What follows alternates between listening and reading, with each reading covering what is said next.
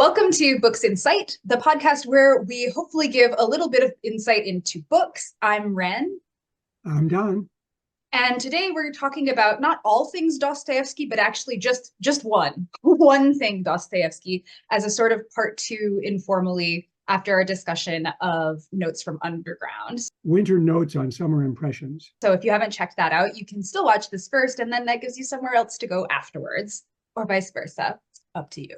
Let's just kind of dive right into it. I guess the first question would be, what was your sort of overall impression of this? This was definitely my first time reading something of him writing in his own voice. So that was kind of interesting for me. But what was your impression of it overall? My first impression was that it was a essayistic, slightly version of Notes from Underground. It seemed like he was beating over the head some of the same issues, as far as I could tell. And a lot of it was funny, as were some of the things that happened in the other story. If you don't mind a squeamish, silly person getting what they deserve happen to them or whatever.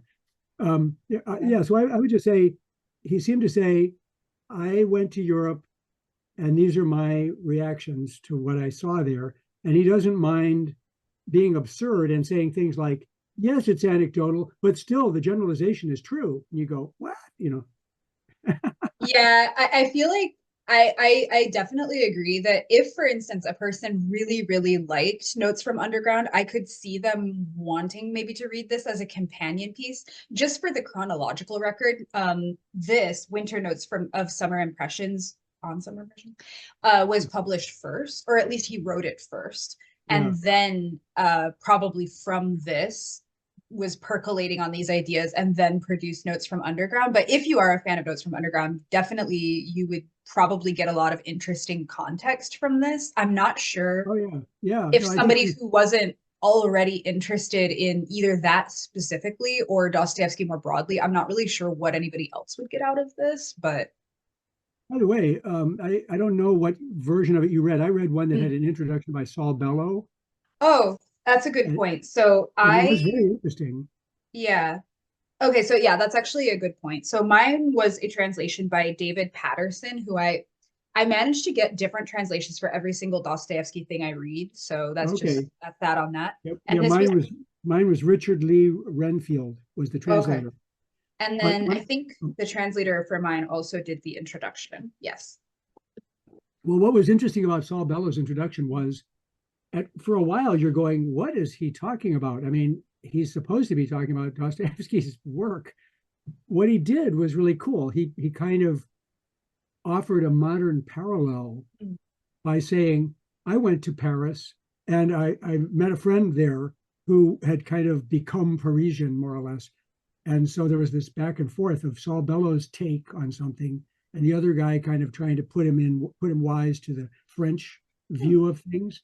And it really, as I read Dostoevsky, I think I realized what Bellow was doing. It almost would have made more sense, well, as an afterword, in the sense of, I can show you how Dostoevsky arrived at these conclusions even today because of the experiences I had in Paris as an outsider who comes, I don't know French, which is, not insulting, but not helpful to your interaction with people. And different cultures have different standards and different things. And if you don't accept that, which Dostoevsky did not accept, he said, what's wrong with them? What's wrong with all the people in Europe is they're too much in their thoughts and their words, and they're not really of the land and of the people, Yeah, it was interesting though to me because, well, I guess just as an overview of this, if you're a Francophile, you will find this deeply insulting. A lot of this is because he says impressions of his time in Europe, but for the bulk of this, he is talking about Paris specifically and France more broadly. He touches on London a little bit. Like there is a section where he talks about that. He sort of skates over his time in Berlin, although I did find that section amusing. I think in Italy too, briefly, maybe. Oh yeah, maybe also. but very much talking about France. And I did think it was a little unfair that I think he extrapolated quite a bit from his experience in Paris about his thoughts on Europeans in general, which Yes, yes, I do think it's worth noting that he was making some very broad generalizations. yes. He definitely conflated everything. Like whatever's wrong with Paris is pretty much wrong with all of Europe. I Yeah. mean, and as far as it being wrong, it's wrong in his opinion.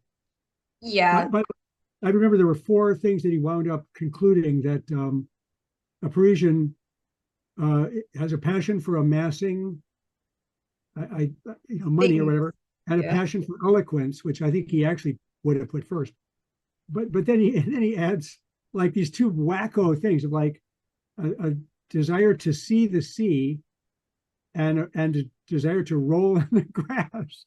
I thought that was really funny too. I And, did actually, to be honest. Okay, let's actually break those four things down because and start if we you don't mind starting with those last two because they're obviously there's the least to say about them. But I'm not gonna lie, when he said the thing about wanting to roll around in the grass, right, genuinely I knew exactly what he was talking about. I can't speak for French people specifically, but that even like going to see the sea, I feel like there are so many modern parallels of that where there are things like that that people still talk about now where like it's like maybe not rolling around in the grass specifically but it'll be like oh I want to like go out to the countryside and like what they mean by that is this sort of like whimsical notion of what the countryside is like, you know, like it'll be like oh yeah we'll go and have a picnic in right, the right, countryside.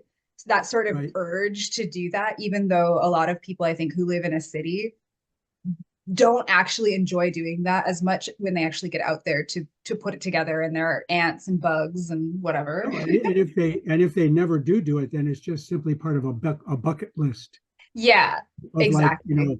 before I die, I plan to do this and this and this, and you'd go, well, good luck.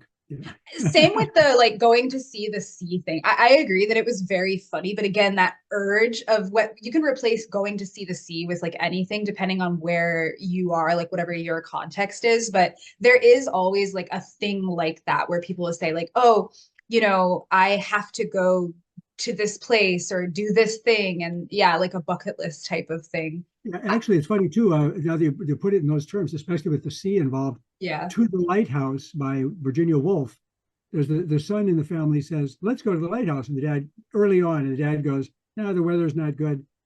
And they go through the whole book, and they never, at the very end, they actually are on their way to the lighthouse. But it's sort of like this thing that's like to the sea or rolling the grass. Well, that was kind of what I took away from his critique. I don't think he ever said this directly, but it was sort of the what it is almost like the light from the lighthouse in Great Gatsby.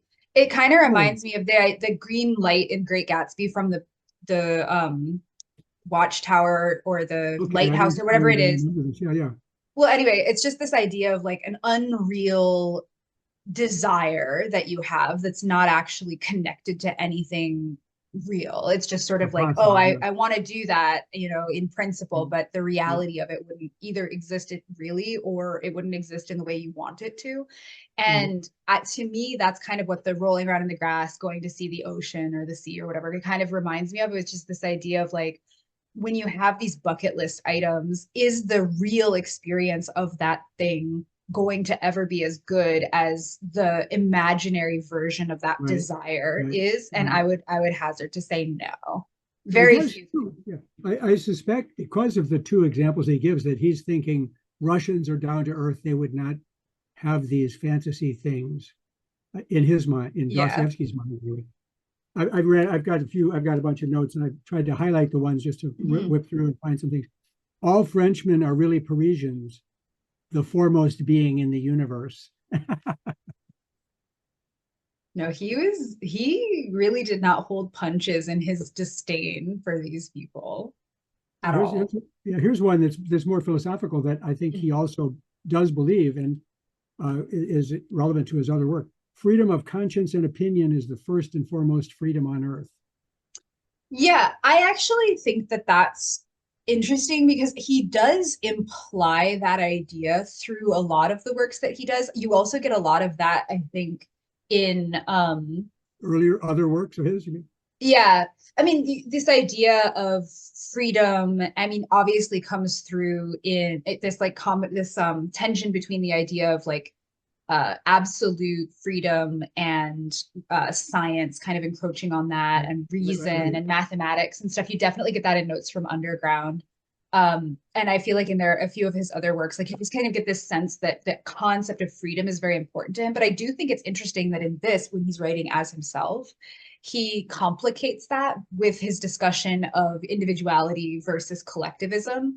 Right, right. Because he came down really hard, which again I find interesting, on this concept that in France, or as he was perceiving it, Europe more broadly, people were very obsessed with hyper individualism.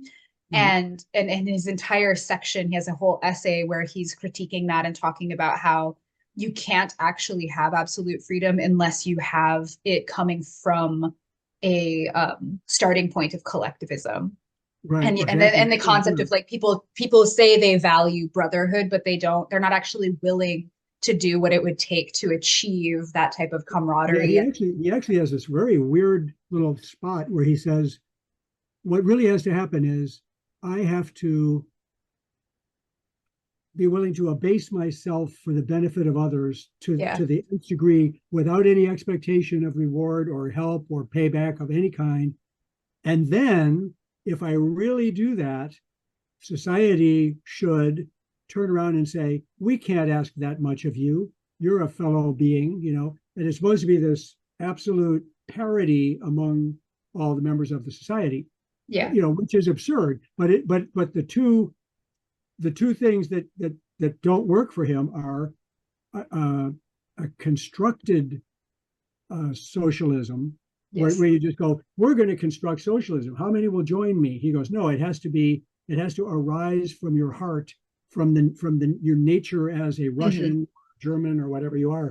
You should have this societal feeling, and if you don't have that, it won't work. It'll be And to be pasted. honest, I not to cut you up, but to be completely honest, I think that he's right. And it was very funny though to me, the idea that without ever using the word capitalism, that was pretty much what he was describing as the illness in Europe and in Yeah. Paris, and this Oh yeah, obsession with collecting wealth and items, and and your personal. value as a human Right, being measured by what you own. right, But right. but at the same time, like I do think he was absolutely correct about that particular critique of socialism having to come from within and not being imposed for the reasons he said, which obviously, like if we look at what happened with the Soviet Union and communism, I mean, that's pretty much exactly what happened. Is that was a system that was imposed, and it also failed for the other reason that he was saying you can have problems with this, is it's like every single person in the society has to be selfless in this same way. If you Right, have right. anyone who has this notion of getting ahead or being better than anybody else, this will fall apart, which obviously makes it incredibly difficult, if not impossible, to actually achieve in reality. Right. But That's I do yeah. think that's an important caveat. Well, yeah, and I think you're exactly right on of what his two poles are. Neither one of which does he think would work. No. That's why I personally, and he wouldn't agree with this approach probably, but um, I believe in a society that's a mixed um, economy Mm. of capitalism and socialism because we have both instincts. We have self-preservation, and I want to get ahead, and I want a piece of candy, and then we Mm. have the hopefully some compassion, etc. And that's why one other thing about that, Mm-hmm. when a very right-wing person objects to some sort of thing like food stamps and says there's people that are ripping this off and they don't have any right for them, and you'd go, what percentage of the people are ripping it off and what percentage are in need of it and it's a good system? If you would accept it's imperfect and stop carping on the 2% or whatever it is that are cheating, it wouldn't be a big problem. But what you want to do is pull the rug out from under everybody because you found one cheater. And Yeah. so to me, if you embrace the idea that we want to do both things, we have schools that are public, we have schools that are private, we have libraries, and we have bookstores. Mm-hmm. It's just down the line. It's just such a good compromise between those two impulses. We love people to be socially conscious and caring, but we can't make them do it. We can't make them feel that. And if you try to impose it, as Dostoevsky says, you wind up with just like a button down, constrained society, and people are pissed off, you know. Oh yeah, and I will say like a specific aspect of his outlining of this tension and his thoughts about it that I think is a tendency that a lot of especially other Russian authors writing at that time and even later had was this idea of, because I agree that it has to come from within, the desire for socialism, but I totally disagree with his, and I know because I've read more of his works about this and other things from that time, very literal feeling that this is a biological thing, that it's like an ingrained genetic Yeah. inherited thing. That obviously I think is silly. But I think if you take it outside that literal realm, it is something that is achievable, because I think that we underestimate how easy it is actually to shape culture and to shape ethnicity as a larger whole. Like if you think even in the US now, why is it that so many Americans, like why is it so antithetical to being American, to be a collectivist or to be a socialist? And it's not because there's something innate about American blood or something that makes Right. you a capitalist inherently. It's just that's something that we get fed and has been Right. fed to Right. people for many generations at this Oh point, yeah, at least the it's last exactly like why 2 or 3 I think years. if a parent would train their children, by train I mean look for opportunities Mm, to present this thing that then they would go, oh, I feel what you mean. When you would say, you know, don't take that thing that you just found. mhm, How would you feel if somebody took your thing? Let's find out, you know, let's take this to the lost and found or whatever. mhm. To inculcate a recognition that the other person who would be involved in this, if you take the last cookie and run off with it or whatever it is, consider somebody else. Like maybe you should break it in half and share it with that other kid, you know, those kinds of things where you offer the idea of, can you see you could easily be in that situation Mhm. and how would you feel? That's Yeah, how you understand how they would feel. absolutely. I mean, like empathy, because he never, again, he never actually uses the word empathy when he's talking about this, but I think it kind of does come down to that. Like what he's actually talking about is the cultivation of empathy Right. more than anything else, because when he talked about this concept of brotherhood being the thing that underpins the success or failure of socialism, I really feel like brotherhood, you could replace that with empathy, Right. because Right. I think that that's the thing that underpins collectivism, which underpins the success or failure of socialism. And Right. I again, like I grasp that in reality, it's going to be pretty much impossible to expect, for the reason he said, that it's like if even one person within this system feels like, oh no, I want to be better than the others, I mean, it's going to fall apart, which is why you don't really have any examples of a successful like system like this. But I still think that even if you had a mixed system, the ingraining culturally of empathy, we could do better. I think we could Oh definitely do. yeah. Oh, totally. Yeah. I don't. I didn't mean that. That if you impose a doubled Mm. up system with the two things, I just Oh mean yeah, America seems to vacillate between these because we do have plenty of compassion among us, you know, sure. and plenty of selfishness, you know. And you look at books coming out, and you go, okay, here's a book saying don't settle for less, or you know, all these weird, you know, business books that are telling Yeah. you always win, never concede anything, don't compromise. You go, that's a terrible business plan. That, you know, anyway, you know that, but you know, but then there are the other ones talking about the togetherness and the caring about everybody else, you Yeah. know, that are going on. And it's And sort of yet a, somehow I feel like we miss that. And actually, speaking of publishing, this is something where you can fact check me on this, but it's my understanding that, for example, the bulk of the textbooks that are used in public American schools are published by McGraw, which is based out of Texas, which is just my shorthand version of saying like they tend to be a little bit more conservative in the bent of yeah. the way they put those textbooks together. Not necessarily because it's from Texas. I'm just using it as shorthand. Sorry, Texas. I don't really mean you have to be, but I'm just saying, like, I think that's not insignificant. So, for example, Vosh did an interesting kind of segment where they actually looked at the economics chapter in a high school economics textbook that was published by McGraw.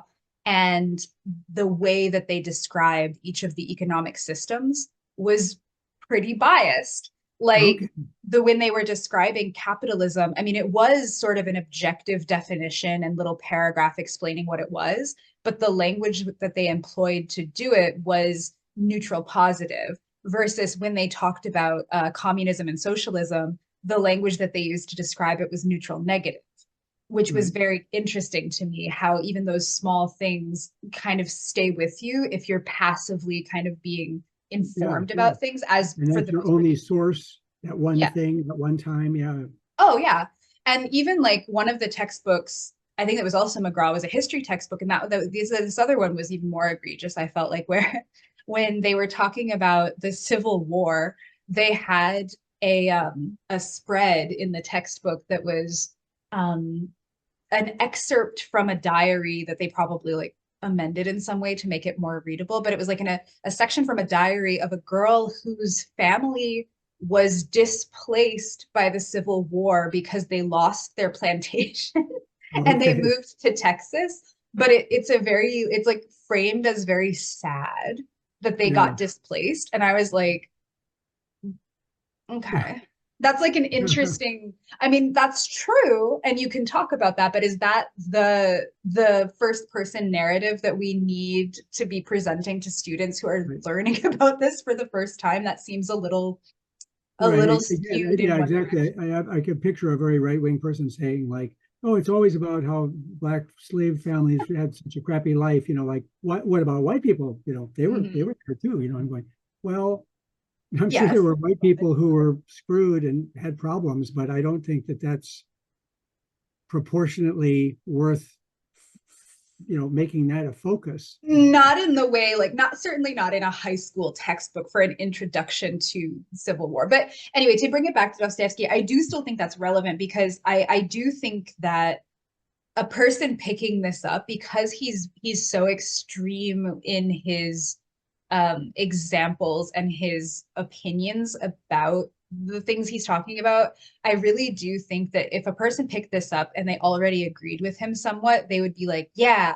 And if you already somewhat disagreed with these ideas, you would just say this is like rubbish, you know. Yeah, yeah. I don't think this is a very measured text, which it's not meant No, to be. I mean, they are his just sort of firsthand opinions and feelings about this, which he's pretty upfront about, to be fair to him. But even so, he, I think it'd be a very polarizing thing to read. I wanted to find a couple of lines I thought were really Mm, funny where he talks about it being an anecdotal thing. But here's one. Um, he zaps. This is my terminology. mhm. He zaps the English tourists this way. They look more at their guidebooks than at the points of interest. I thought that was a good one. The Yeah. desire only to verify the information given in the guidebook and find out how much the object weighs and how high it is. That is so accurate, though, to people who go on tours sometimes, Yeah, which I think right. actually ties in really well to his I want to go to the sea and roll around in the grass thing, because Yes. I feel like that's kind of tied to that idea where, again, it's not so much about the destination itself, it's more like the I've been there and check it off on my list of things to see. yeah, exactly. Without really having an opinion about it, it's just sort of like, oh yeah, I saw the pyramids, or I went to the Louvre or whatever. And it's like, oh, what did you think? Oh, it was kind of hot out that day, or like, oh yeah, it was like Yeah. fine, but the lines were long, They, or they had a really good a milkshake that I got at a nearby store. Oh, yeah, okay, that's or something like that, which I think is fine. But I do think that it actually almost speaks to the other thing he said about the French, about their stress on the importance of eloquence. It almost feels like that to me, where he's kind of critiquing this idea of um mm, putting the aesthetic before the actual import of any of these things. So it doesn't really matter what you're saying as long as you say it beautifully. And I think that idea yes, of like looking at the guidebook to try to compare the information in the guidebook to the thing you're seeing kind of ties into right, that right. too, where it's like it's very much style over substance, I guess, is what Very he was much. Yeah, getting he at. definitely is against aesthetics becoming the ruling Yeah. feeling for a person. By the way, here's Although one. I wonder if he would feel that way had he lived long enough to see the Soviet style block flats, which was Oh, definitely substance over style. yeah. But like, do you want that? And even another thing too is there's a thing I don't know a lot about, but I know there's a thing called Soviet realism, which was the allowable style of fiction, Mhm. which, for example, Pasternak violated in writing Dr. Zhivago. So there was something that would be a rigidity that doesn't allow for aesthetic beauty, the aesthetics of a good novel that has literary merit and all that kind of Mm. thing. Um, so yeah, aesthetics has a virtue, but it can be squelched under Soviet control. Voluntary, full conscious self-sacrifice, utterly free of outside constraints, sacrifice of one's entire self for the benefit of all, is, in my opinion, a sign of the supreme development of individuality, of its supreme power, absolute self-mastery, and freedom of will. That's a real bold statement of what he seems to think needs to come out of people to develop this to that extreme. And if everybody does, then you'd have a perfect socialism. But Mhm. it ain't seeming to happen. No, and I actually also really liked that idea because I think, especially if you're coming from a place like the United States that is very suspicious of the idea of socialism in a lot of ways, Yeah, I think that that's a definition that they could square.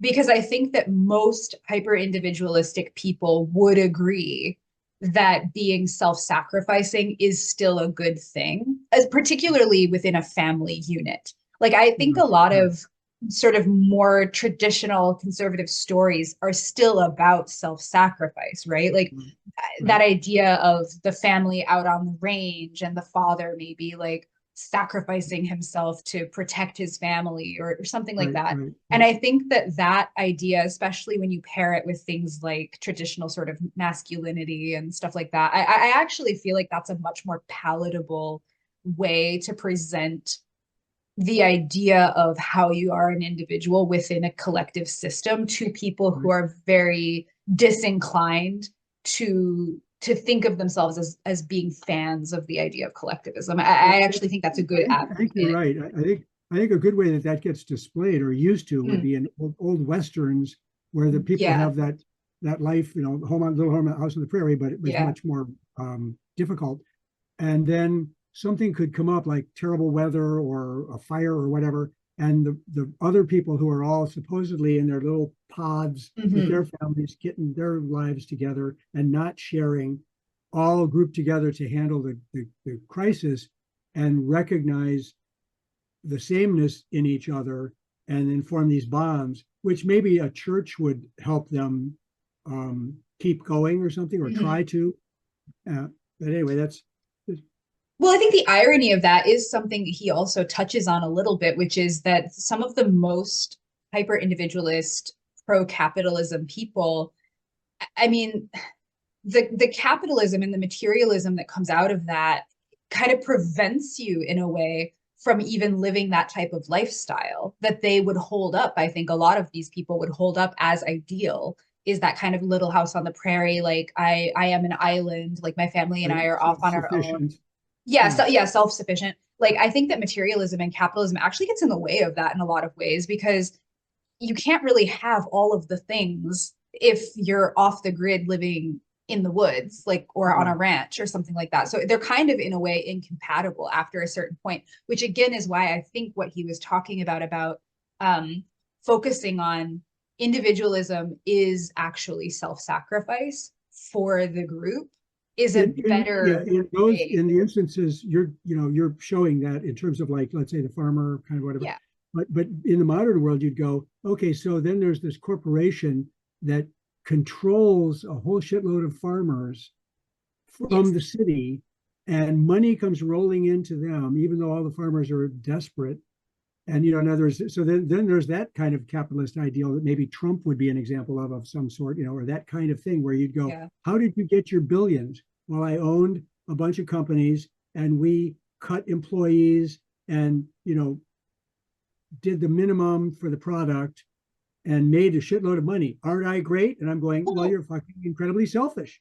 and of course, the irony of that is that if you work for a corporation, even if you're the head of the corporation, that's still a collective in a sense, because, and also anti-individualism, because if you're like an office worker at, I don't know, some bank or something, Right. you're not supposed to be an individual. You're supposed to be a part of the company. I mean, Right. it's even ingrained in the idea of like corporations as a person legally, Right. like Right.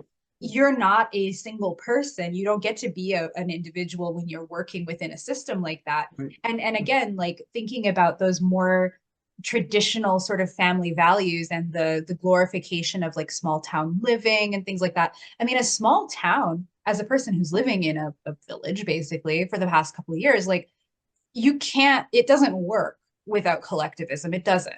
And I think people who actually live in places like that, even if they don't like the word collectivism, they don't like the word socialism, they do somewhat uphold those systems anyway. They have to, Right. because you Right. can't survive in a small town that's completely isolated from any sort of big center. Even if you're getting things shipped in, you still, it doesn't Right. make sense unless you know your neighbors and you Right. can It's like rely it's on the like people around civil you. Yeah. civil civil duty or whatever you want to call it, where you shovel your sidewalk so that the postman doesn't slip and hurt himself.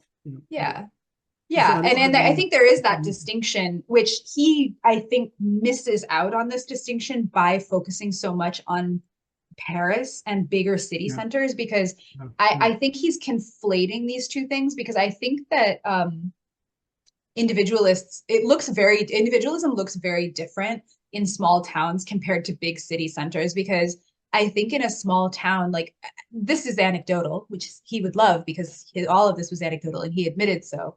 But I just mean living in a small rural area, none of the people here can really indulge in materialism in the way that he's describing as being married to hyper individualism, because there's not really anybody to show off for here. right. Like if you had a sports car, for example, or something like that, it would just be impractical and people would laugh at you because you I would drive also on. imagine there might not be a lot of opportunity for hyper wealth to Mhm. occur for I anybody wouldn't go that far. I wouldn't go that far. I think like within its own ecosystem there is. So I would focus more on the idea of accruing things and wealth. It just looks and works out differently in a small town because, like I said, of the inherent reliance on the people around you yeah, for raising kids, for, getting materials and supplies. Like nobody is more acutely aware of the interconnectedness that is required for a society to function than people living in a small rural town.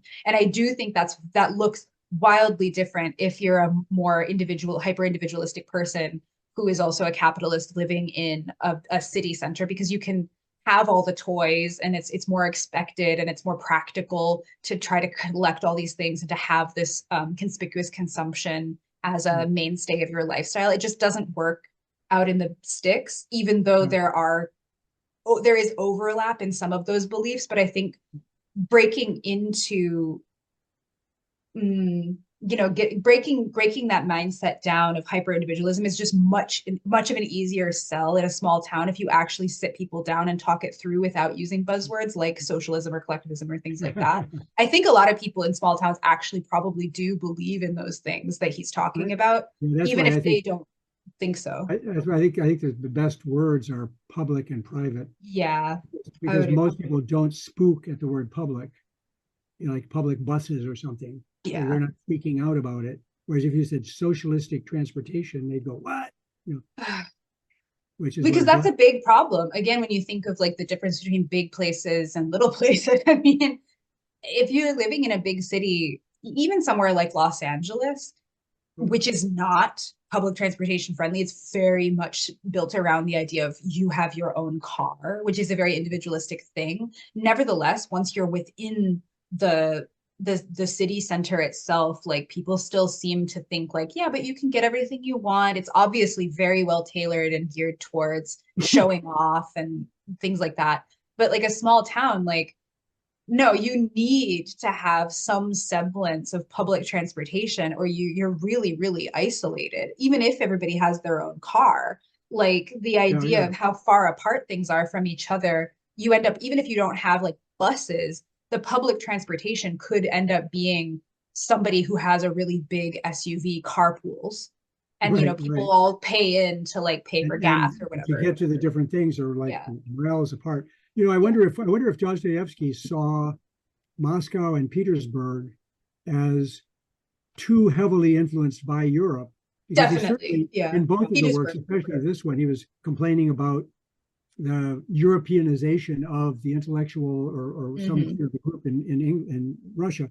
So in his mind, it could be he's saying like, okay, Moscow is a lost cause, Petersburg's a lost cause because they're Europeanized, Hmm. and we've imported teachers and all kinds of stuff from Europe into these big cities. But out in the countryside, which is the vast majority of Russia, the people still exist as my people, you know, of the Hmm. earth, you know, from, and so he probably thought if we can just control this what's the word, infection Mm. from Europe, we might be able to pull off what we really need to have, you know, Yeah, because this the is small where town I, people still have the right heart, you know, yeah, is what this he is was where I hoping kind or of, imagining. yeah, I really diverge for him when he gets into onto his like nationalism soapbox. I don't know. Mysterious Russian soul.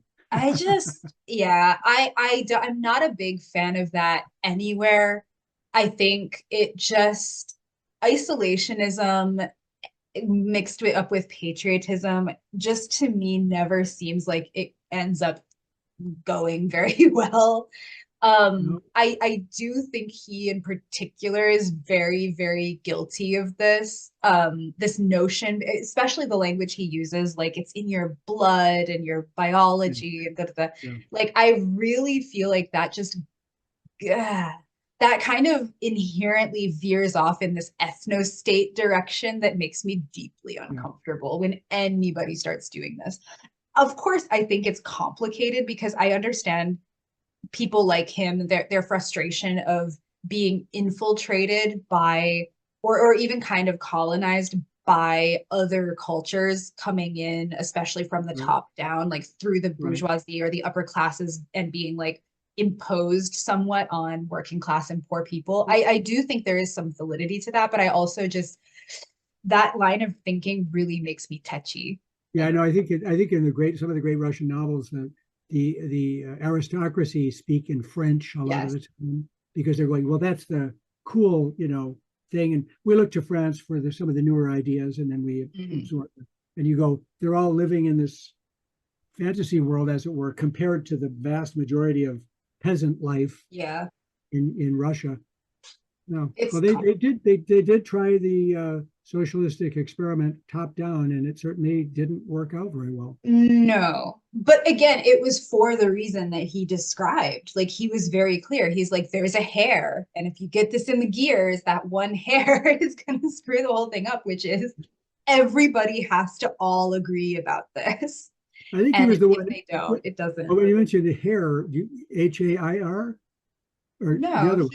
he says, Yeah, yeah, yeah. I wasn't sure if you were referring to that thing where he was saying like to make hair a hair stew, you oh have to no. the hair. Oh, well, that was the thing about Brotherhood. No, this was specifically, hang on one second. It says, there is one hair here, a very fine hair, which, if it falls into the mechanism, will at once crack and destroy everything. Namely, the misfortune to have even the slightest calculation for one's own advantage. It must Okay, happen of itself. It must be present in one's nature, unconsciously a part of the nature of the whole race. In a word, in order for there to be a principle of brotherly love, there must be love. And I do think that is true and not something that you can overcome because right. I think True, people just, true in the sense that you don't want people constrained to behave a certain way and imagine that they're happy and yeah. thriving. But if you don't cultivate with your children and with whoever or whatever. If it doesn't get cultivated, it's not going to it doesn't just pop out of the soil. I got one for you. I won't dispute that I have spoken only of individual instances. Well, for a nation consists entirely of individual instances, does it not? As though, therefore, my individual instance can be generalized. You'd go, well, yes and no. You're making an absurd argument there. Yeah. I think that might be a good segue because I know you and I could go over and over and over the whole individualism versus collectivism thing, but I think that that kind of sums up his feelings about that. But yes, I actually really also want to talk about his actual travel impressions and his discussion of being a traveler, because I think that his anecdotes about being a traveler in Europe were some of the more enjoyable parts of this, That's true. because his essays, yeah, like you said at the beginning, if you've read Notes from Underground, it's kind of like, yeah, I kind of know what you're saying there. What this guy's going to do or how he's going to Yeah, feel. exactly. But I thought that his actual specific anecdotal impressions were super fun. And I think because he's such a good writer and also is particularly good at character studies, I think Yeah. that the examples that he pulled out were really, really good. Yeah. Maybe I only have my notes now and I did not Mhm. write this one down. Maybe you can find it or remember Yeah. it. There was a scene where he was on I forget if it was, I think he was on a train maybe with a bunch of other people. Yes. And I can't remember exactly what happened, but it was like somebody else got on and he was interested in everybody's reaction to each other. I forget. It was really Yes. a cool. This was okay. So this was towards the end of the collection, and he was talking about being on a train. I can't remember where he was going. I think it might have been when he was coming into France, actually. Yeah, And I he think it was was sitting next to a before he ever got there. I think it was yeah, something he observed about these other yeah. passengers. And he was sitting next to a Swiss guy. Are you talking about the police officers, the hidden ones? Because Oh he yeah, was yeah, yeah. That you're right. That's what it turned out to be, but he didn't yeah. know that at the time. Yeah. No, yeah. So he was sitting next to a Swiss guy who was like really amiable and like very friendly and nice or whatever. And then these four other guys got into the car with them, and immediately the Swiss guy shut down and was like really cold and non-responsive. And the French guys, the four, didn't really talk to them at all, but they were kind of obviously there together, but they didn't talk to each other either. And he gives Right, right. a really fun, vivid description of what they looked like and in the ways in which they were sort of disheveled and dressed in this kind of Yeah, goofy yeah. way.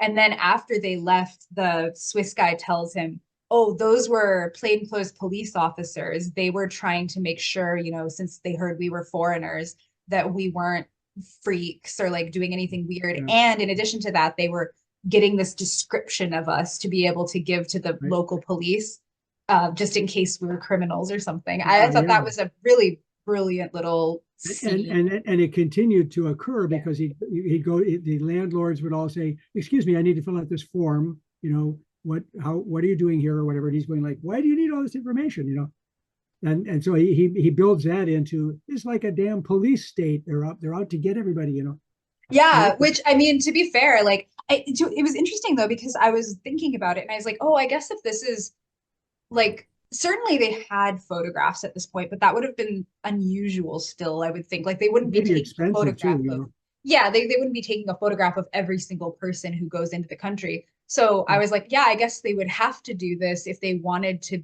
be able to apprehend anybody later. So right. even though it felt very invasive, I can kind of see why this would be done. I did also like though that when he went to the first hotel, nobody talked to him, but it and then he went to or nobody like interrogated him or got his like description or Right. anything. But then when he went to the second one, the couple was asking him directly, "What's your occupation? What's your hair color? Hair, stand in the light, I need to see your eyes." Yeah, And it he was. was like, "Nobody did this to me at the previous hotel." And they were like, "Oh, they did. They didn't tell you." They were subtle about it. Yeah. Yeah, I thought that was really funny. Well, I wonder too. Let's say in our country, Hmm. that would seem very strong and invasive. But if you had an issue, which I think is an issue, I'm not sure what to make of it. But let's say legal and illegal immigrants, Hmm. and you'd say, if you came into the country and this is all legit, you would have some kind of paperwork saying, yeah, I'm here from Lithuania, or I'm here from Bolivia or whatever, and I'm visiting some parents, or I'm looking for a job, or whatever your purposes are. And we go, well, we're trying to keep track of who's here and who's not. We have a census, we have people's addresses, we have driver's licenses. Nobody thinks of these as like super invasive. We're just, most people are already in place, and their identity is held all over the place. Yeah. If I've ever had traffic accidents or traffic violations, all these things are kept track of. We don't think of it as invasive, but if a person shows up and you go, well, this guy just walked across from the other country and we're doing this and that, and you go, how invasive? I go, not really, but let's be considerate. And also, if the person's fleeing a problem, let's take that into account. I mean, I just think that there's this knee-jerk thing of like, immigrants bad, stop them, cut them down, whatever. And you see that even in this, like, again, the generalizable validity of his impression that this was because they were foreigners notwithstanding, I think that it's interesting that even at this time, so this would have been what, the 1850s, I think, 1850s, 60s, like this was already something that was part of the public discourse, which is wild to me considering how fairly recent in human history the idea of a border is. Yeah, I mean, like the US didn't even have border control as an office until 1924. So up until then, we didn't even have that. I mean, we had Ellis Island, so there was some sort of infrastructure for like, documenting people who are coming into the country, but it was basically just, I got on a boat and now I'm here. I mean, there wasn't this concept of like ironclad, this is this nation and that's that nation. All of the for a very long time. If you go back further, you'd go, okay, these guys came over on a boat and set up a farm and fought with the natives and blah, blah, blah. Nobody invited them. Yeah. I mean, even if you think of like damn country got started. Yeah. I mean, even if you think about like feudalism, for example, like it's not when you think of a kingdom, they didn't have a border. It was like, around this point, this kingdom becomes that kingdom. But it's sort of like if you walk from one to the other, it's like, you're in this other kingdom now. Okay, I guess I'm paying taxes. And with the fiefdoms or the like whatever you would call those that happened all over Europe. Yeah, they would probably have a thing of like going, I claim that from that river to there. Yeah. If you come over here, I might shoot you or whatever. Yeah. And then they'd probably have squabbles over, I didn't realize that they had such great vegetable patches.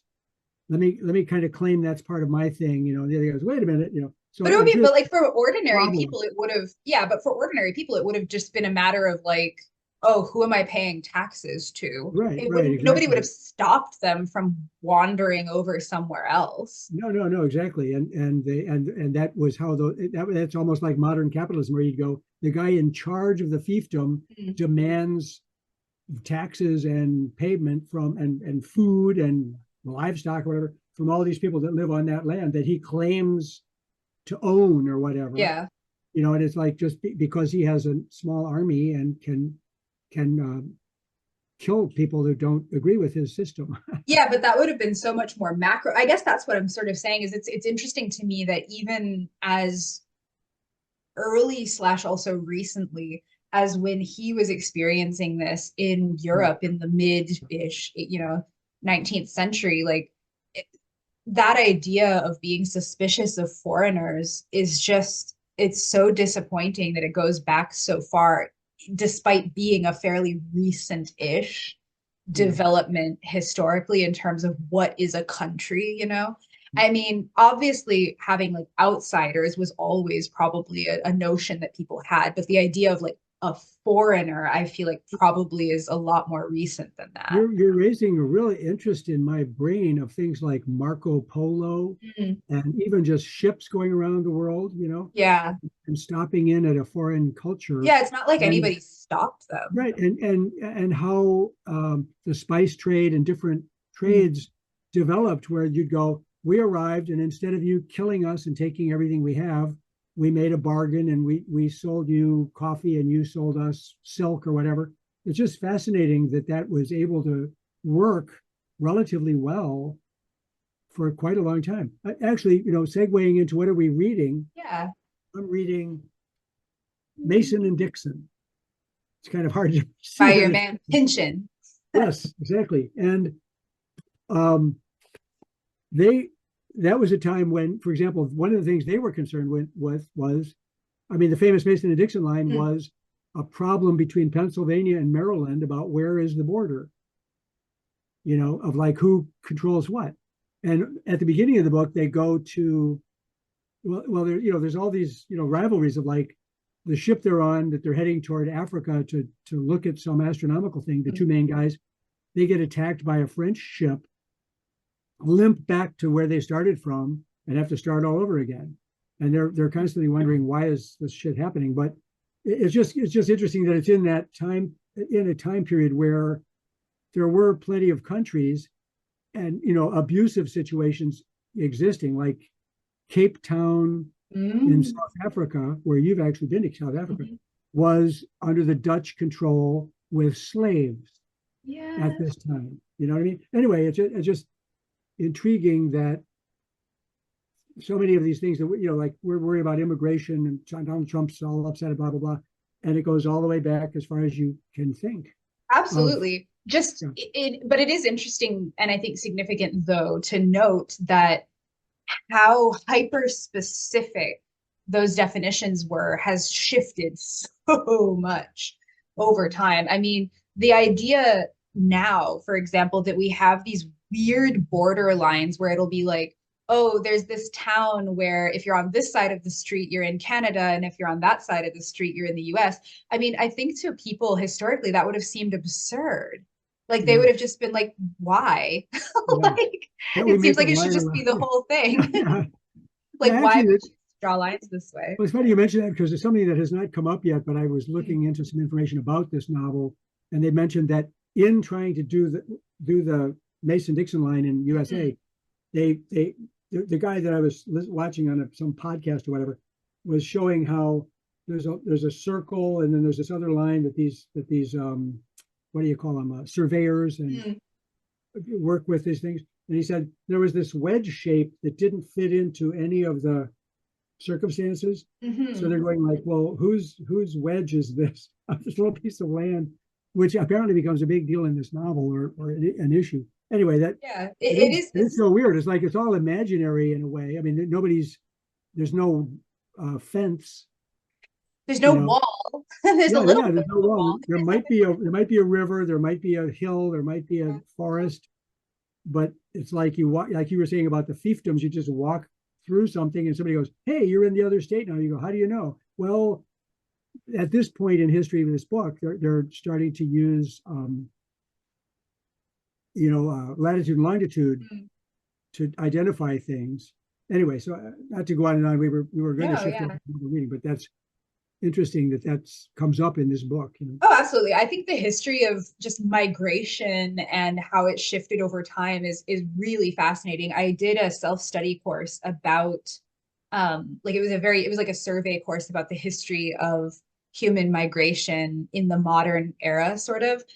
So they were covering largely the 20th century, but also a little bit of the 19th century. And it was really, really fascinating to realize how recent a lot of the things that we take for granted are, like the idea of a border for Yeah, a country, and more specific and more importantly and more relevantly now, of more relevance now, not only the idea of a border for a country but also the idea of policing who can cross those borders is yeah, super recent. I mean, like, this was something that would usually just kind of happen to people. It wasn't something that it wasn't a system they were participating in. I mean, if you think about the Mexican American border, like yeah. Texas, at least a large part of it was Mexico, and then Right, all of a sudden it wasn't because of right. that, those, From the a conflicts war. down Yeah, there. yeah, yeah, And so the people who were in the part that became Texas just became Americans by virtue of that line being yeah, redrawn, which yeah. is, I just, it's both interesting to think about how recent really most of those changes are and kind of continue to be, like when we think about border security Yeah. and things like that. Even in this, like, of course it might have happened, but he didn't talk about like the border control stuff. Like it wasn't like he was like, oh yeah, and we had to get a stamp and do these things. Like maybe Yeah, they yeah. did, he just didn't talk about Yeah, it, but I but bet you it was. he didn't have any question in his mind that he would get in a train and just go to Europe. Yeah, no, certainly Russia, not. right? And that's that already is such a different conception of travel than what we have now. Yeah, It was more a matter of money than it was status or nationality or anything like that. It's right, very right. interesting. Well, I mean, during my lifetime, Czechoslovakia Hmm. disappeared into Czech Republic and Slovenia, you Yeah. know. It's Same like, what? idea. Like all of a sudden it's like, oh, you're on this side, so you're this nationality, and you're on that side of this line, so you're that nationality. Same Yeah, with yeah, Germany when they did like East and West Germany. I mean, yeah, completely arbitrary lines being drawn there. And right, all of a right. sudden you're living in two different countries, even though yesterday you weren't. And that Right. now means a lot and has a lot of implications for your mobility in the world, even though, And then you see where in the large scale it would be impossible, but in the small scale of Berlin, they yeah, could actually build a wall and say, "This is ours, that's yours." yeah. I A mean, whole it's bunch of really problems right around that wall. really wild, wild stuff. And it sounds Yeah. like to go back into like, what are we reading? What have we read? Like that comes up a lot in Mason and Dixon and Pynchon, because obviously that's the crux of what it's about, right? Yeah, yeah, yeah. So what is the plot other than figuring out the line, or is that the plot? I don't know. I mean, I couldn't tell you what the plot of Gravity's Rainbow is exactly, you know. So I mean, there's many strands to Mm, it, but yeah. So I don't really know what I'm getting into. I've never read this one by him. I like his mind. He's funny, but he's also extremely thorough in his research, mm, and he throws in funny, cute things like because of the shipboard issues of like going from England to Cape Town, mm, Africa. You know, so that they're on shipboard, and there's a lot of stuff happening on ship, including references to how you handle running a ship. And he has one character named. He says, "Hey Pat," you know, and then you realize that Pat's last name is O'Brien, and if you happen to be a bookstore person or a library person, or if you happen to know this guy, there's an author named Patrick O'Brien with the same spelling, Obrian, which is, I think, mm. a little unusual. Anyway, Pat O'Brien, and they mention in the book, like he's really knowledgeable about everything to do with the ship, and he likes to write stuff. You know, so you go, oh, so it's like a homage to an actual guy, relative contemporary to us now, named Patrick O'Brien, who writes seafaring stories about the time period that Pynchon's interested in. You know, so there's little tchotchkes like that, if you want to call it, you know, or a boatswain is how the word looks, but I know it's pronounced bosun. If you've ever heard Right. that, like, No. well, I've seen books where they just spell it that weird way, BOS apostrophe UN, Mm, and it's a screwed up pronunciation of boatswain.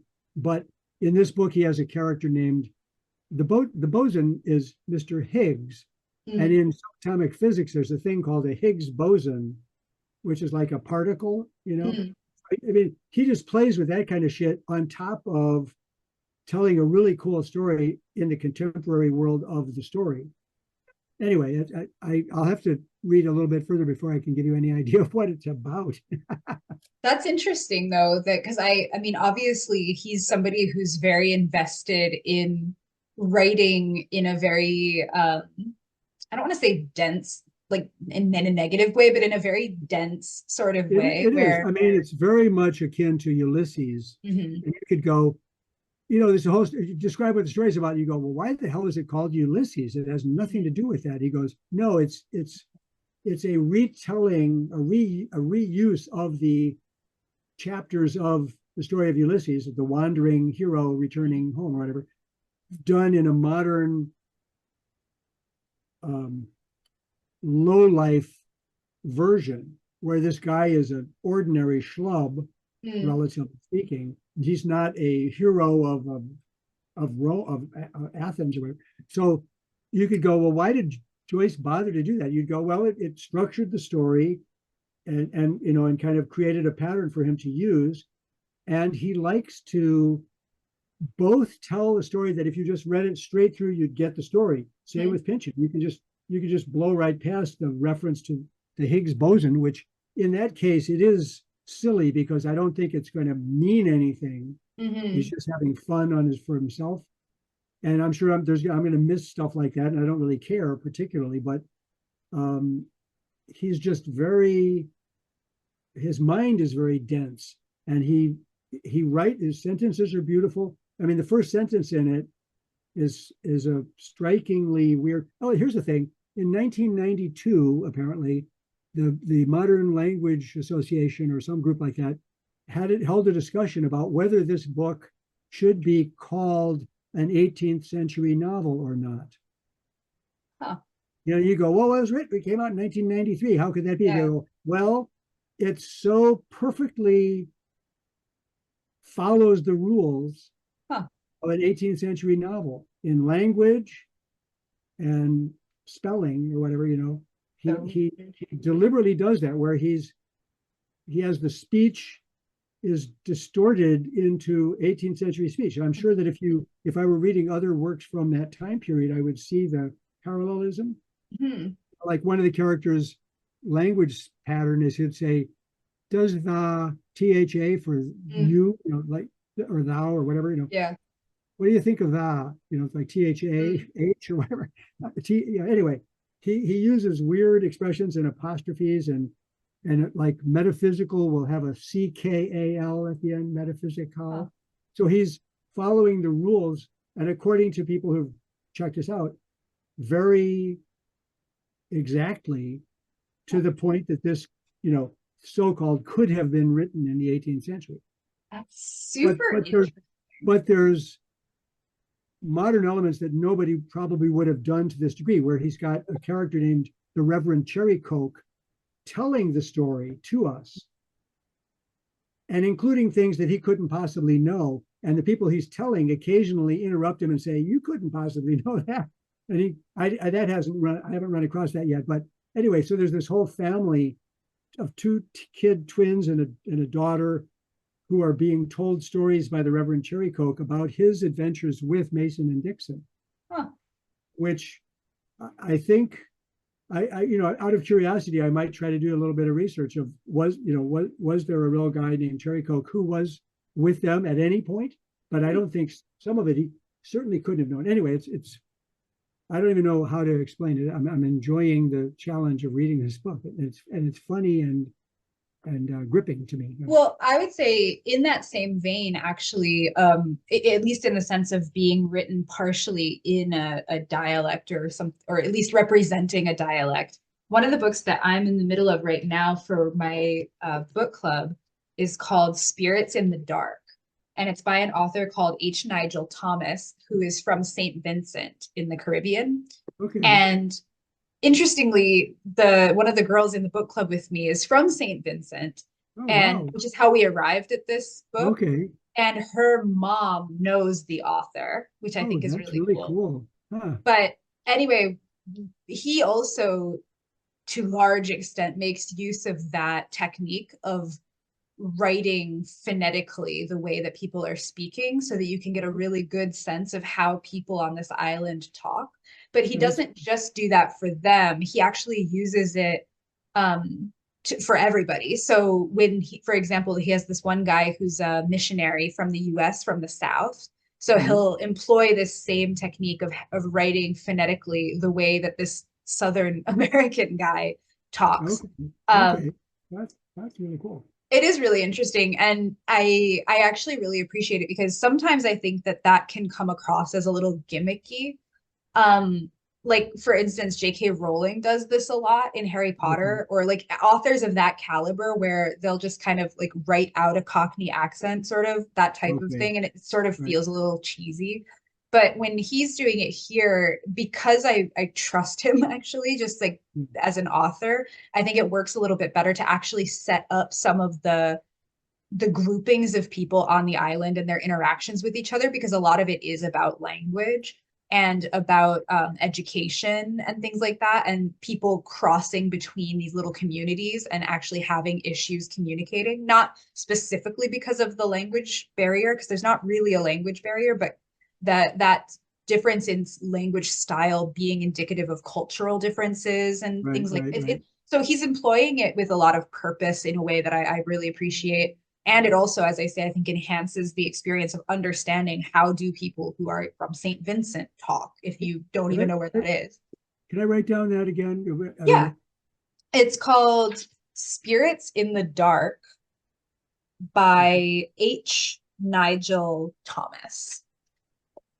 okay, thanks. And he lives on St. Vincent. Yeah, he's Vicentian. I've learned is how they what they call themselves. Vincian? Vincentian. Oh, Vincentian. Okay, that's good. And the plot, though, actually, what it reminds me of a lot, and he even directly references, and I got so excited I tabbed it because I was like, I've read that book, but he directly references George Lamming's In the Castle of My Skin Oh yeah, yeah. as being, I'm imagining he references it somewhat to say, suggest it inspired him a little bit to write this. And I can definitely see the parallel there. So if you are interested in reading Caribbean literature, those would be two that you could definitely read that would be in conversation with each other. But Yes. this is a coming of age story, as is that one, as a matter of fact. And it's about this boy who is basically the only one from his village and pretty much the only Black student who was admitted to a largely white college preparatory school. Okay.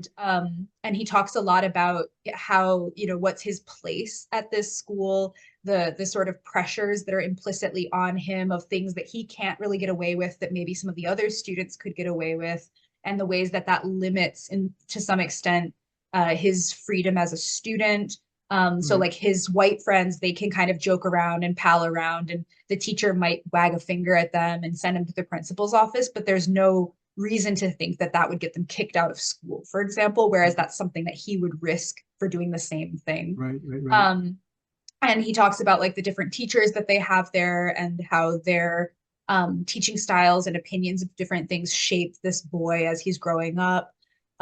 You learn about his family and how that contrasts there. His family's world contrasts with the world of the people he goes to this school with, and Right. how as he gets older, he starts to wrestle with things like race and where he fits in because of being Black when his classmates largely are not, and Right. what limitations that puts on him for employment and further education. And it's very interesting because it's also set around the time that Britain is starting to kind of pull back out of their global empire sort of era. So there's Yeah. this notion of like independence maybe, and like what would Yeah. that Yeah. look like, and how would we really be set up to succeed if Britain just leaves all of a sudden? So there's a lot of that going on, and I'm in the middle of it, so I don't exactly know where it's going per se. Mhm. But those are the themes that it's wrestling with, very similarly to In the Castle of My Skin by George Lamming. But obviously, because they're not set in the same place and they're set probably 30 or 40 years apart, there are some key differences in the outcomes, I think, of the things that they're talking about, but very similar explorations of a sort of just pre and post colonial context with Britain. That's funny. That's the book that I just finished was The Fraud by Zadie Mm, Smith, which I had thanks to you with a very nice note on the paperwork. Anyway, um, one of the themes there is Jamaica as a plantation site for the British, growing. I don't know if it's just coffee or no. There's a different other growing. Oh no, cotton mostly I think it is. mm, Anyway, it's in the period where England is in turmoil a little bit about whether that should be allowed or not to have slaves over there. You know what I mean? So it's mm-hmm, a transition period where that's um, like and one of the characters, in England, the black folks are not slaves in England proper. yeah. So there's a guy named Andrew Bogle who's a former uh, employee, I mean, as a slave or whatever, at the level of a slave over at the plantations, but he was kind of the personal servant or whatever to this one guy who Mm-hmm. was managing the thing. And that guy went back to England and took this guy with him. And then anyway, the apparent point of the story has to do with law case. Well, I bring it up because of the connection to what you just said. I mean, Mm, we spend time on the Jamaican island. They call it Hope. I don't know if that's a mm, separate little island that's part of Jamaica, or if that was just the name of the plantation or something. I'm a little mm, confused, but anyway, we learn about the people there, especially the slaves, who are, some really lovely characters and mm. very crappy life. And then a lot of the story takes place in England, and one of the main characters, probably the primary character, is a woman named Eliza Touchet. Mm. It's Touchet, which I presume is intended to be pronounced in French as touche. Mm. So that they joke about that once in a while. But anyway, she's a woman who winds up as a housekeeper, kind of, to a cousin, Mm. because her husband dies and she's on hard times, and she kind of takes up residence as a housekeeper and is allowed, like, she's not paid a salary, I don't think, but she has, the same money available or whatever as if she were an employee. Mm. Her cousin, whose house she's living in, is named Ainsworth, and he's based on an actual person named Ainsworth, who was a novelist rival to Dickens, Huh. who at one point, in one instance, outsold Dickens at the same time, and then pretty much went downhill. And he throughout the story, he's writing like a madman, and he's going south as of any importance, you know. Anyway, it's such a mixed bag of stuff going on. It's really an interesting book. I read one reviewer or whatever who said that he understood the transposition of, like, jumping to different times throughout the story. Like, there'll be a Mm. heading, very short chapters, and there'll be a heading saying what time it is, and you're going back and forth. And he claims it's because that's how Touchet's mind works, like dealing with the past and the present. I don't know. I'm not sure what would be hurt by doing it in chronological order, but Mm. it would have maybe screwed up Smith's ability to develop certain tensions of what's going on. But it's really Oh. interesting. So there's a the fraud thing is a real case, apparently, in real time, where a guy appears in England and says, "I'm Sir Richard." I forget the last name. Who should inherit this money? And they're going, "No, we think you're Joe Orton or whatever his name Mm. is, some Orton, and you're a fraud. Like, you saw that they were looking for this guy who supposedly went down with the ship at one point, and you're claiming, no, I survived that, as did some other people from that ship." And then the weight of evidence is against this guy as a fraud. Like, well, wait a minute, Sir Roger, I think it was Sir Roger, had a tattoo. You don't have a tattoo. He goes, well, it wore off. And his lawyer, they anyway, the public gets behind this guy, Huh. even though it seems transparent that he's a fraud. But the public are going, no, Sir Roger, he deserves his money. Like, they see him as one of themselves because that's really what he is. But he's claiming to be this other thing, and they're kind of giving him support. And they seem to be oblivious of the bullshit. Some people have claimed there's sort of a parallel with Trump. I was just gonna say that. Okay. Uh, so that's, just one of those little subtleties that it's a good book, regardless of that. Yeah. But the court case goes on, and the wife of Ainsworth is a supporter of the guy, and Touchet is just absorbing information. Like, anyway, you might enjoy it. It's a really cool book. Mm. Well, it would definitely fit in, like I said, with this collection that I've read of Caribbean novels, although I guess she herself is not Caribbean, but Well, yeah, she's because her Zadie Smith's mom was from Haiti, oh, okay, then yeah, it would kind of really fit in and her nicely. father was a white British guy. Mm, So mm, she's a mm. mixed race background, but she's very interested in the uh, area you're talking about there. Oh, okay, yeah, because I was gonna say I knew that she was mixed, but I didn't realize that the that her connection to the Caribbean was that direct as her mom. That's interesting. Yeah, I no, think she was that doesn't Haitian, not surprise me that Jamaican, but she. anyway, yeah. Well, I was just gonna say something interesting I've noticed about Caribbean literature, at least of that period, and it sounds like even hers is obviously from now, being very interested in, yeah, the tension of being a former British colony. I think that's a very big preoccupation in Caribbean literature, at least from my brief survey from a couple of Yeah, different yeah. Caribbean countries, and now you telling me about this. And actually, it was funny because when we read in The Castle of My Skin for this book club, one of the guys in the book club commented, like, oh, I wish that it would have not been about colonialism because I wanted to know about like the island and the culture and da. And the girl from St. Vincent immediately was like, well, yeah, we wish it were too. Like, Yeah, yeah. we wish we could talk about that too, but Yeah, we unfortunately, wish we that have. hadn't been squelched by controlling interests from abroad, you know. Which and he was a little sheepish because I think he realized like, oh yeah, I guess it's true. But I just It's not thought that like, was yeah, it's not like the what do you call it? What's that part of the world called? the Caribbean. Yeah, yeah. I couldn't. The word couldn't come. Yeah, Caribbean. Like these islands are paradise with Mm, palm trees and coconuts, and you go, this is like not what was going on. They were colonized and abused. a lot. And then Yeah, kind of just abandoned, sort of. right. And Like, then freedom didn't come with retribution of or compensation for no. anybody. It was just sort of like, okay, I guess we're going to bail out now. Good luck, you Yeah. all.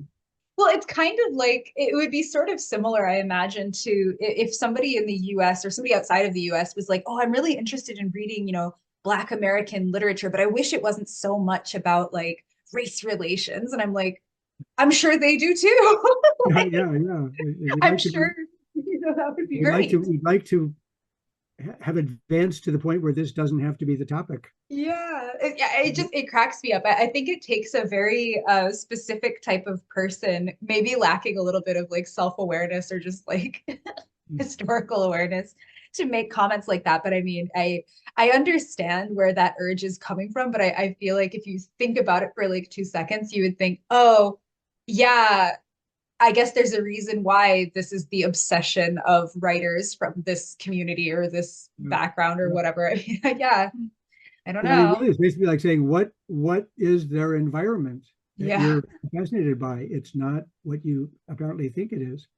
Yeah. I mean, Which as to far bring as it why. all the way full circle, I mean, as Dostoevsky would say of Russians, to be Russian is to suffer. So that's why their stories are so depressing, Yeah. according to him. But I'm sure a lot of Russians would like to write more uplifting things too. you know, like, Speaking of him again, I remember being reading this study of him by Berdayev, who I think is mm, a theologian, maybe more than anything else, who claimed that Dostoevsky's thinking was, you can't make socialism happen, and you mm, don't want to have Europeanization and capitalism. Um, but what you need is people to find their way to God. I mean, because he was very religious. Um, and according to Berdayev, after Notes from Underground, the four big novels, and I guess there may be another one in there. oh, the adolescent probably. Well, it was one that I never did read. I read the so-called Big Four, Mm, but anyway, I read them so long ago. It's like I did not read them with the full brain, so I'd have to read them, and I hope I will. But mm, that they're displaying the chaos and the trouble when a person hasn't opened themselves up to divine guidance, mm. whatever. So if I'll that's let what you know. Because I'm just getting into that part of his career. And they mentioned something about that in the introduction to my copy of Winter Notes on Summer Impressions. And I was kind of like, oh, geez. No, Okay. but I don't think it's not real overt. It's just that No. the people's everybody's going to suffer and have trouble. And in his opinion of why am I showing this, it's because they're not developing something in themselves that they need to be what I want them to be. So like one guy's an atheist, with Brothers Karamazov, it's like there's different directions that they've gone in, pursuing something that Dostoevsky does not think will be fulfilling in the end, or be right. Yeah, But I am curious to get to that one in particular. I mean, obviously that's kind of the end of his major writing career, so I'll probably stop with that one, I would think, unless there's something else that came after that that I just am missing in my list. But yeah, I have one more short story of his before I get to Crime and Punishment.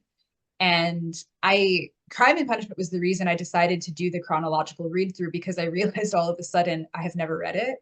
And that was just such a weird gap in my literary knowledge and experience that I just thought, I can't believe that. But then I was like, oh, well, he wrote so prolifically, I should probably read some other stuff too. And it just turned into this chronological thing. And so now I'm 12 books into it and yeah, finally about to get to Crime and Punishment. So well, I am. he's a wonderful writer. Oh yeah, definitely. I think he is. He has some tendencies that irritate me, but I think that's just like par for the course if you've read so many things from one person in a row, Yeah, that yeah, something about their style will get on your nerves.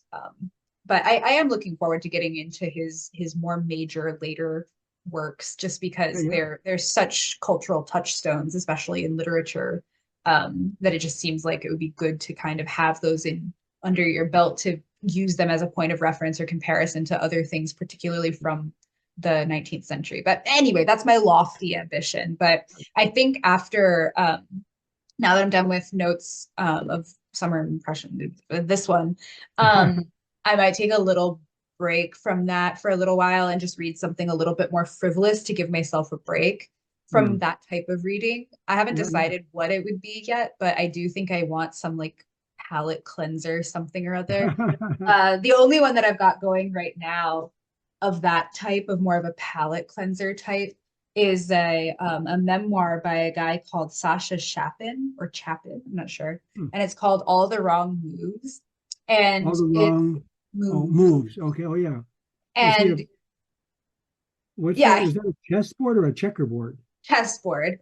And what's Okay. interesting is that he's not like a major chess player or anything like that, but he was a very minor sort of, he had a very minor, not even really career, but just like career doing championships and things. Oh, But it's more so about why he became obsessed with chess, even though he wasn't really very good at it, and how that obsession sort of ruined his life for a little while. And I just thought that would be kind of interesting. And right off the bat, he talks about two places that I've been.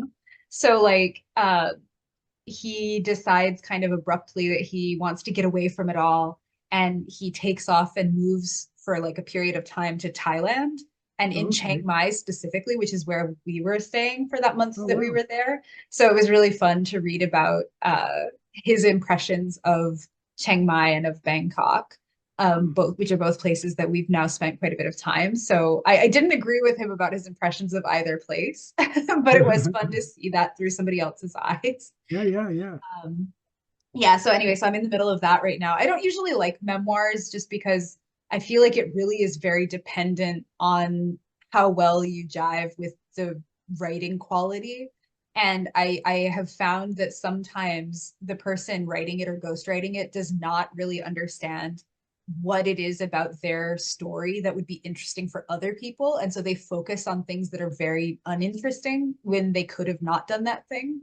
yeah, Spare by Prince Harry, I'm looking at you. That was terrible for that reason. But this guy is actually a trained nonfiction writer. Like his primary occupation was doing nonfiction travel writing, and I think that shows in the way that he's structured this and the anecdotes that he pulled out from his own experience to talk about. hmm, I think actually would be interesting to more people than just like his family or something. And he understood what about his life story would be interesting to read about. And so for yeah. that reason, I'm enjoying it much more than some of the other memoir stuff that I've read, even though he himself is not a particularly famous person. Did you get your copy of The Royal Game?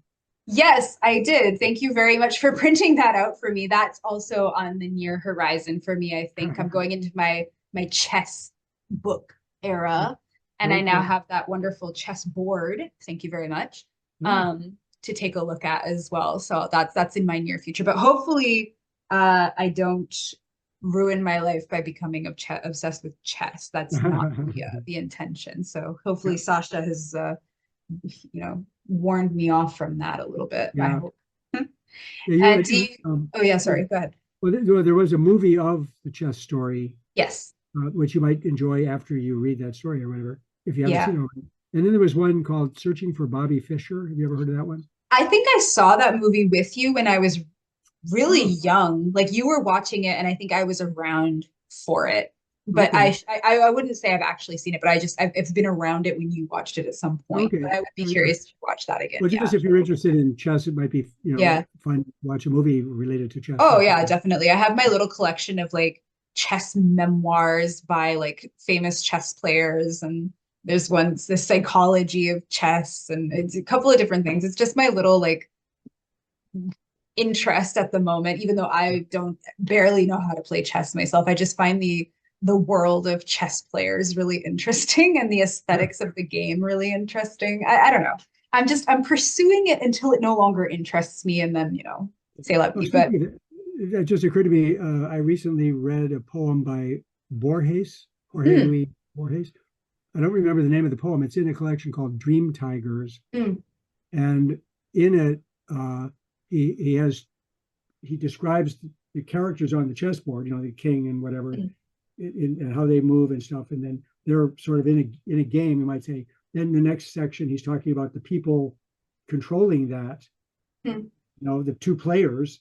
And then he goes and says, but isn't it possible that the players are themselves being controlled? So it's kind of like that loop of Mm, anyway, it was pretty cute use of the chessboard mm. thing. Well, it's just been used as like as a point of symbolism in so many things in a very casual way most of the time, that I think that was part of what was interesting about it to me, is like we have these very sort of almost trite associations with chess as a symbol. Like in any given TV show, if they wanted to have a very easy visual shorthand for machinations of people in power behind the scenes, they'll just have them play chess, you Yeah, know? And that's like a very, I think, well-worn visual piece of shorthand for, oh, this is like a manipulative, like behind the scenes puppet master person, yeah. you know. Um, or just having it also be somewhat shorthand for intellectual, like, oh, this person is smart because we can see in the background they have a chessboard set up, you know. Right, right, And right. I think that's what I mean when I say like the aesthetics of chess, I also find very interesting, because even just in the little bit of reading by actual chess players of varying degrees of success, whatever, that I've read, like that's so divorced from what it seems like the actual world of chess playing is like. That divergence is just fascinating to me. Like he was like, yeah, people have this image of, yeah, the like intellectual who's like very put together and like da, da, da. And he's like, most of the time, if you go to like a chess club, these are like schlubby people who are just like, this is my only source of human contact is when I come here and play Yeah. chess. Like, They can be obsessive and not be just a component of a widely knowledgeable person who's got mm, sophistication, all that. That reminds me. There was another. Oh, there's a movie about the Fisher Spassky uh, mm, games, which were really famous. I think it took place in Iceland, I believe, mhm. and Fisher was really loony, if you remember. Yeah, like he thought there were like walkie-talkies or Yeah, like and he didn't want hypnotists. people sitting in this area that were watching. He felt they were like staring at him and trying to pull some Yeah. kind of mind control. So he was just totally wacky. They made a movie of it. And I forget the guy's name who played Fisher. He also played Spider-Man in the earlier movie. And then the other guy on the other side was Lev. Grossman? No, he's a writer. Oh. Yeah, this is like Lev. I can't think of his name. Really, not, an actor I like. They're both good. Anyway, the Lev guy, whatever, the Mhm. Spassky guy, had a little savoir faire where he was sort of like, yes, I'm really good at chess, but I also dress nicely, and Mm. care about the world around me. Where Fisher is sort of like chess is the only thing that mattered. So Yeah, yeah, it does seem like that gets mixed up into it so often. It's just a really interesting little niche part of the world that I just at this for some reason I'm just like infected by it. I find it so interesting. I think it's honestly because I really like the musical chess, oh yeah, that's true. which of course is sort of it heavily inspired by the Fischer Spassky exactly. game. Certainly taking place at that time of like the tension between like the Russian and American players and like Exactly. that. But I just love that That play was or that. really cool. Yeah, I just love that I musical really so love that. much. Love that musical. I mean, all I Yeah, know is the music from it, but I've never yeah. seen it. Yeah. I've seen. Oh, I haven't seen it live. I would love to go see a performance, but nobody ever puts it on. Actually, that being said, the one. Oh, okay, so at the beginning of 2020, when I was living in Moscow, at the metro, all of a sudden they had these posters go up that they were going to perform Chess the Musical in Moscow at the end of 2020. And I was leaving in April, and the pandemic and things changed. But like I was so disappointed. I was like, I can't believe I've lived here for 4 years, and the year that I'm leaving, months after I leave, they're gonna put on this musical. It's the only musical I care about. I'm not a musical girly at Yeah. all. I only like that one, and they're going to perform it in Moscow, and I will not be here. And of course, they did not perform it in Moscow because shut down. So it all kind of was all right from my perspective, but I just couldn't believe that. Yeah. But I have Yeah. seen the recorded performance where Josh Groban, who's like Oh, very famous yeah. singer Yeah. of that Yeah. type, he plays the Russian player, Oh, the okay. sort of not Spassky figure. Right. Right. So, and Right. he was really, really good. He was probably one of the, well, actually, they were all really good vocalists, but I think the romantic lead for him was the least. Oh, her voice was so, but everybody else was good. Anyway, never Yeah. mind. That's So I you're right. did. Glad you reminded me of that. Your mom just went through fixing all of our CDs, and Mm, I think we have the CD of the one I like, and then we have mhm. another one that I didn't like as much. Whoever performed it was all It's different people. probably that one. Yeah, Yeah. but I But guess I'm just a sucker for the one that I was familiar with. yeah, no, the original. Yeah, yeah, I agree. There are some that, anyway, that's a different discussion. Did you have any final thoughts about what you're reading now, what you've got going on next? Anything else Um, with Fedya and the winter notes? yeah, I guess um, I really haven't gotten further. I kept thinking when I finished what I was reading, the Dostoevsky with you Mm, and the fraud, because I wanted to read that because I like her. hmm I'm thinking, what am I going to read next? And I had fixed on Mason and Dixon, mm, and that loomed pretty large, and I didn't really think beyond that. I do have things in the back of my mind, I guess you could mm, say, like um, this one, Flights by mm. Olga Tokarzuk. Oh, did she also do the Bones of the Dead? What is it Yes, called? yes, whatever that's called. I forget. Plow your. Yeah, plow, drive your plow over the bones of the dead, or something like There that. you go. Yeah, that sounds right. You don't seem to be offering me that title. I don't know where it is. Anyway, I like that enough that I picked this one up Mm, and thought I might get to this one of these days. Um, I can't think of anything else off the top of my head, really. mm. I think that far ahead. Yeah, well, I mean, as I said, I'm not really sure exactly what I want to read like specifically after I'm done with the Vicentian one, but I do definitely think I want something a little bit less um dense and serious. Not that the Vicentian one is particularly dense, but it is a little bit more serious. It is a literary work. And I think I want to read something non-literary just as a palate cleanser. And I have an abundance that I could choose from. I don't know what specifically. I just read a couple that were indirectly related to like going to Antarctica that just back to back. So I think I'm kind of sick of that type of adventure stories. I don't know, something light, I think, just that I Fiction can or kind of breeze through. specifically Hmm? fiction in particular. Or, Yeah, fiction. I would like to get back to getting to I because I've been on a roll doing nonfiction. I guess actually this Dostoevsky counts as nonfiction. I mean, it is nonfiction. I sort of I forgot that it was, but yeah, yeah, I've been on a really good roll reading nonfiction the last couple of years and adding it in because I hadn't before that really read very much of it at all, and I'm really enjoying getting into it. I think my nonfiction I've got lined up for at least the rest of the year are probably going to mostly be these chess books, and maybe also some like social science type textbook adjacent things that I'm interested in. But probably the chess books will take up some time for a while. What about you? Well, I did just remember one actually that I am reading right now. When you mentioned nonfiction, but Mm. Fermat's Last Theorem, Oh, math thing, unlocking the secret of an ancient mathematical problem. Uh, it's it's the kind of thing that you could go, oh, is this really intellectual? I'd go, well, I'm an arithmetician yeah. rather than a mathematician. I'm right down here, and this relates to the basically the equation of uh, 3 squared plus 4 squared equals 5 squared.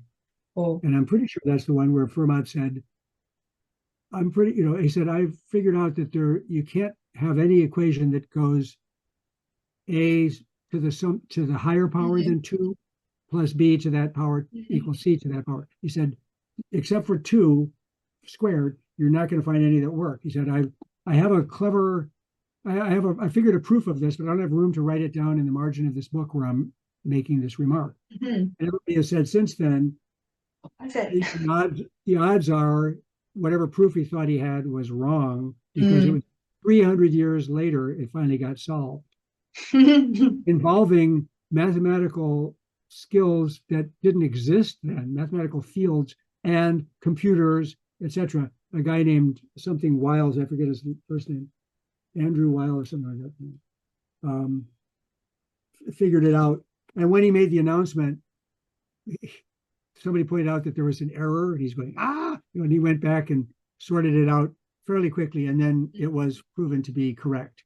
Whatever Huh. his proof was that shows Fermat was right in his speculation that you cannot have this ever happen except for square. Hmm.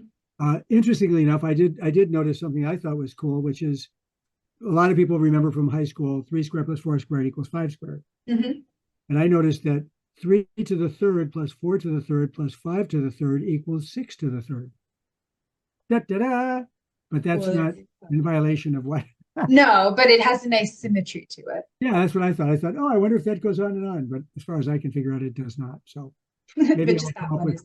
John's theorem that you can't do this thing to the third other than this one. So that'll We'll get be, that in the Wikipedia I entry. should send that off to the guy that solved the other one. See what he has to say Have you about considered spending a few years trying to figure this out? it. Well, interesting. So it looks like we've actually both got kind of interesting spring reading ahead of us. Very, very different, but also kind of a mixture of things, which I'm a huge advocate of. Like, I understand people get on like fixations and they want to read a bunch of one type of thing, but really that's just not the type of reader I am. I don't think it's the type of reader you are either. Like, it's the I'm, range for me. all right, I'm looking around, keeping my eyes open on the horizons of what else is out there. Oh yeah. Well, I mean, that's why I think buying books and reading books are two different hobbies, because things that you find interesting for your collection aren't necessarily what you're in the mood for right now, but you Right, could right. be at some Yeah, point. very often you go, okay, I've probably more than 1,000 books here, maybe 2,000 in the house, and so often, like at the library, they'll be throwing out some stuff, and I'll pull one out and go, "Oh, this is what I'm going to read next," Mhm. instead of perusing my own library, which has countless books that I have not read. Yeah, I've probably looked them over, but not necessarily read them. So you're right. different hobbies, different hobbies. At least we've But got if the you're like resources. us and you're watching and you are looking for things to expand your library, or you are actually, in fact, looking for something to read, I I don't know if you agree with that. I would say you can skip over winter notes on summer impressions unless you have already read Notes from Underground and you liked it. I think if you didn't really like Notes from Underground, definitely you don't need to read this, but also I wouldn't recommend it if you haven't read that Yeah, also. that's a good point. I don't know if you would agree, but Yeah, no, I would. This seems like very niche. the same issues and some of the same interest in reading it, but Mhm. there are two takes on the same topic, more or less. His anecdotes are cute, though. I'll In give you one, that. in one, he stays in Russia, and the other, he talks about having visited Europe, um, and he's But anti-Europe, you might say. in summation, so there you go. If you wanted to know what it's about, but you weren't sure if you wanted to read it, it's very Europe bad, Yeah, Russia better, yeah, but infiltrated by Europe badness is yeah, kind yeah. of what he's getting at. But anyway, He's a wonderful writer. he is a wonderful writer. I wouldn't start with this. If you can see me still. Oh, there you are. Yeah. For a minute, you froze to me. So Oh, I know. All right, so I guess we can kind of wrap up there. I I think that gotta go. was everything. Maybe you do too. Or no, Yeah, you I are. think I was gonna say, I think we can wrap up there. I think that was everything really I had to say, certainly about winter notes. But Yeah. anyway, it Well, looks like, as I say, we got some good reading in front of us, and yeah. I'm looking forward to doing this again next month and seeing what we have to gab about next time. Okay. Well, sometime between now and then, unless you have one to offer this minute, we could try Yeah. to think of something. I don't have one off the top of my head. Oh, yeah, that's an off. That's future Ren and Don's problem. Okay. Okay. We'll just take a breather and we'll relax for a few days before we worry about that. Exactly. All right, well, everybody take care and enjoy the podcast. And then Dee, you and I probably will have a few minutes off stream to figure that all that out. But Oh, for our lovely viewers, have a good time getting through whatever journey this was. goodbye. Oh, But, there he is. but Okay, so if you wanted to say bye, ciao. hey, live long and prosper.